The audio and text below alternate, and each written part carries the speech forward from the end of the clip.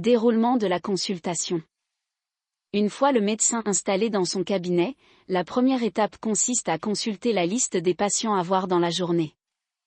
Pour cela, il accède au module consultation et sélectionne le service ainsi que l'agenda qui lui correspondent.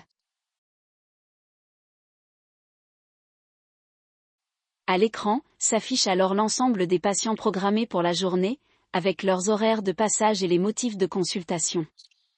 Par exemple, consultation de cardiologie, consultation standard. ECG, ou électrocardiogramme, examen diagnostic programmé.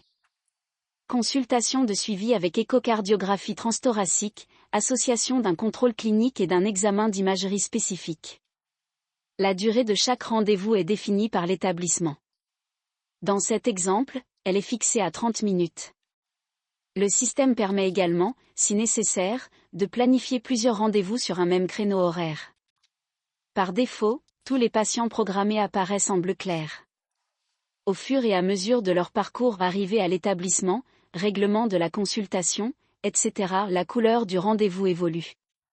Lorsque le patient s'est présenté à l'accueil et a été enregistré par le personnel administratif, son statut passe en orange, accompagné d'une icône $rouge indiquant que le paiement n'a pas encore été effectué. Une fois la consultation réglée, le statut devient bleu foncé, signalant que le patient est prêt à être reçu par le médecin. Si un rendez-vous est annulé avec excuse, par exemple lorsque le patient a prévenu à l'avance, il peut apparaître en jaune.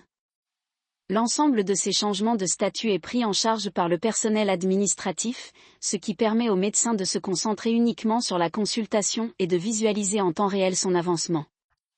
Pour ouvrir le dossier d'un patient, il suffit de cliquer sur le rendez-vous.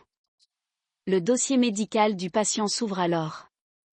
Le médecin peut notamment renseigner les observations cliniques,